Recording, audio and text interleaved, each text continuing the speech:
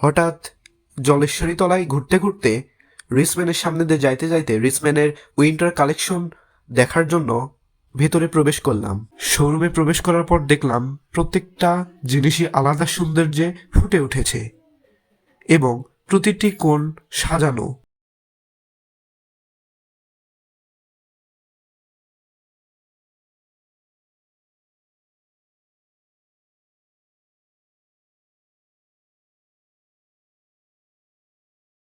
আয়না দেখে আর নিজেকে লুকিয়ে রাখতে পারলাম না।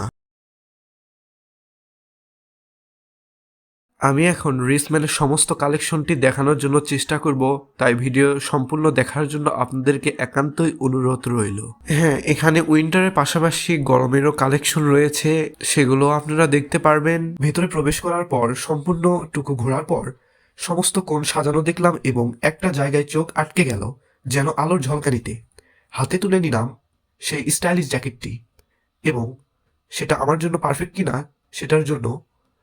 সেটা পরিধান করলাম। এই জ্যাকেটটি পরে আমাকে কেমন লাগতেছে নিচে কমেন্ট করে জানানোর জন্য অনুরোধ রইল। আর এই শোরুমের কালেকশনটি কেমন সেটাও জানাতে ভুলবেন না। তো এটাই পছন্দ হইল এবং এটাই কনফার্ম করে এখন তারা প্যাকিং করতেছে। আমরা এখন এটা নিব। এই তো আম্মু এবং খালামুনি এসেছে, তারা এখন বিল দিচ্ছে। তো এই ছিল মার্কেট করার ভিডিও। আর এই ভিডিও আপনার কাছে কেমন লেগেছে নিচে কমেন্ট করতে কখনোই ভুলবেন না। তো মার্কেট করার শেষে এখন আমরা ভাবলাম যে বগুড়ায় বাণিজ্য মেলা হচ্ছে, তা আমরা বাণিজ্য মেলায় ঘুরতে যাব। তা ভাবতে না ভাবতেই আমরা এখন গাড়িতে উঠে রওনা দিলাম বাণিজ্য মেলার উদ্দেশ্যে। আসসালামু আলাইকুম, welcome back to my another video. আজ আমি বগুড়া শিল্প এবং বাণিজ্য মেলায় চলে এসেছি। তা এখন ভেতরে ঢুকতে যাচ্ছি। টিকিটের মূল্য 20 টাকা করে। তা আমরা টিকিট এখন কাটতে যাচ্ছি। এই তো এখন ভেতরে প্রবেশ করেছি।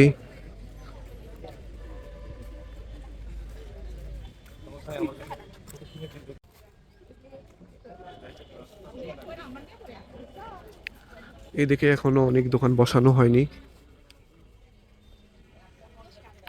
চায়না জিনিসপাতি গুলো মনে হয় এখানে পাওয়া যায়।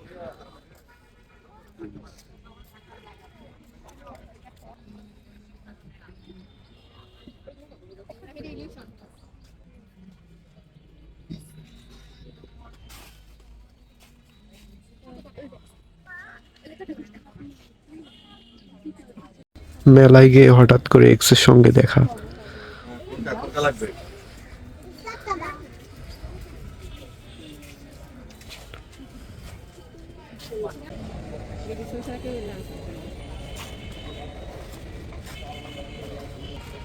বিক্রি হয় না আমাদের। জানেন কি করবেন? আমাদের ওজনে বিক্রি। দুটো একটু মিক্স করে দেন। দিলাম হবে। এগুলো কোনো জিঙ্কা সেরকমই আছে, বেচা বেচা হয়নি নাকি? বেচা বেচা হয়নি। তুই ছাড়া আর কেউ খায় না।